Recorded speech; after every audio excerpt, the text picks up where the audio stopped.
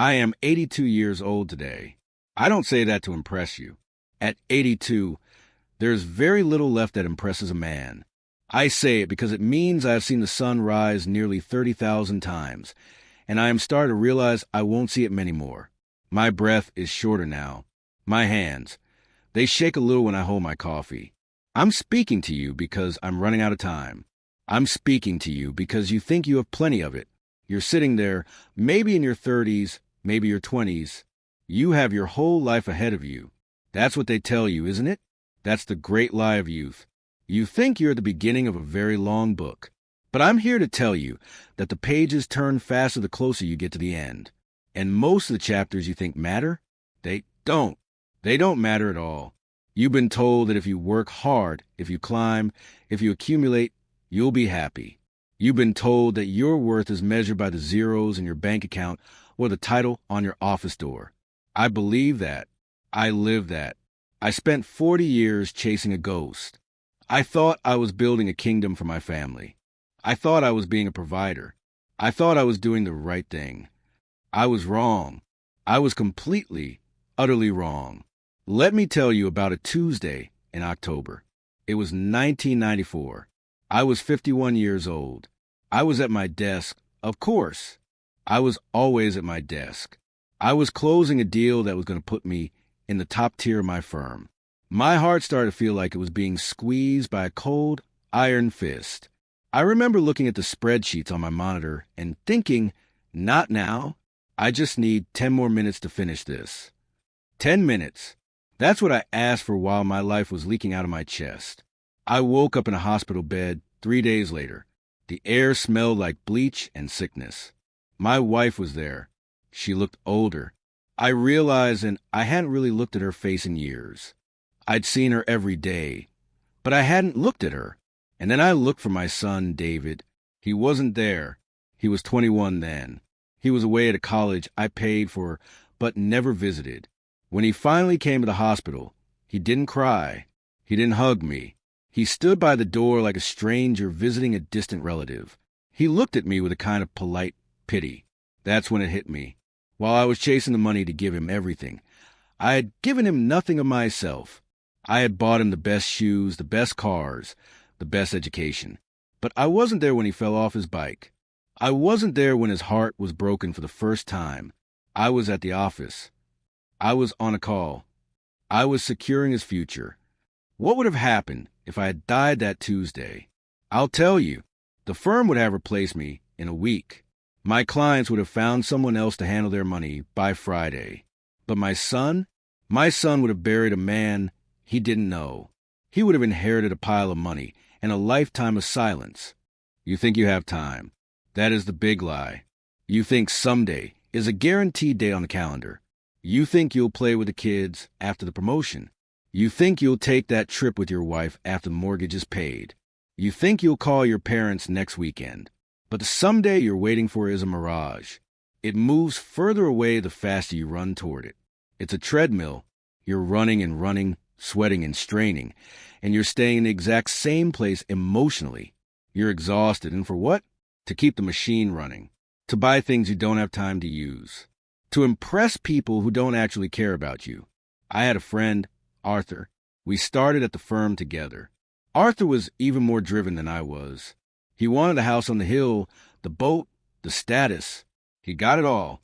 He retired at 65 with millions.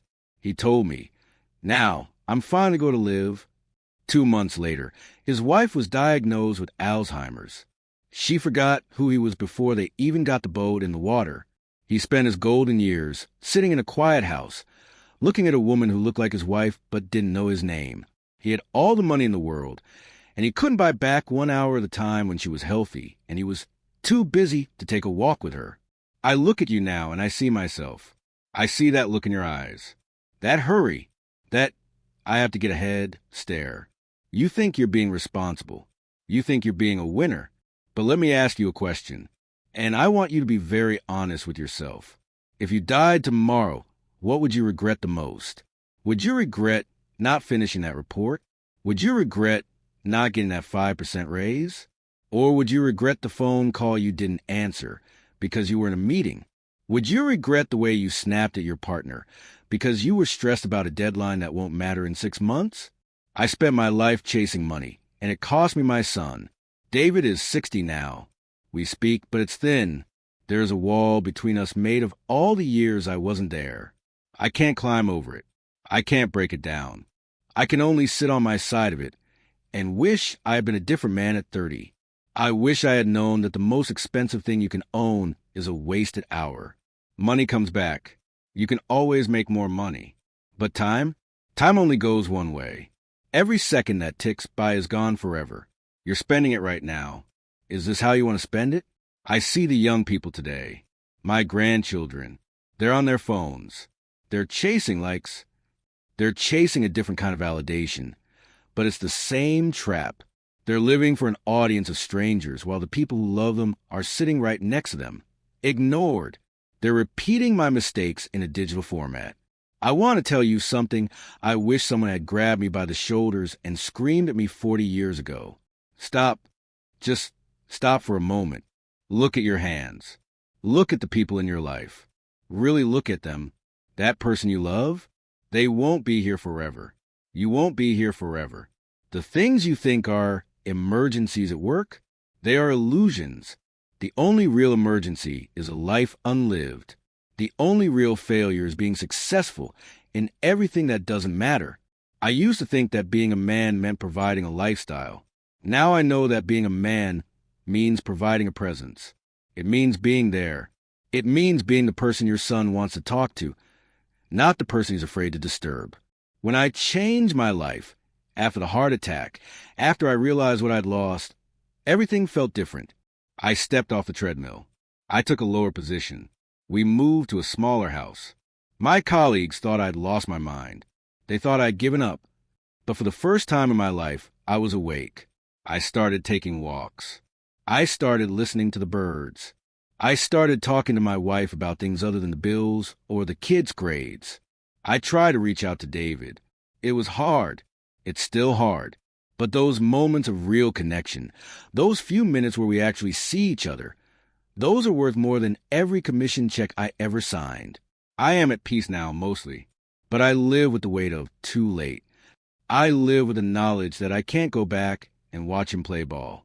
I can't go back and tell my younger self to put down the briefcase and go home.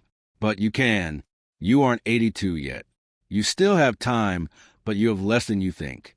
Don't wait for a heart attack to wake you up. Don't wait for the divorce papers or the empty house to realize what's important. Start now. Go home early. Call your mother. Hug your children until they're the ones who let go first. Tell the truth. Be vulnerable. Stop chasing things that can't love you back. Time is running out. It's running out for me, and it's running out for you. Don't spend your whole life chasing money, only to find out you've lost everything that actually mattered.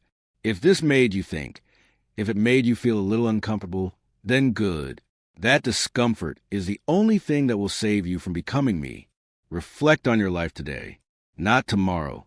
Today. And if you find value in these words, stay with us. There is much more to say before the silence comes. Subscribe.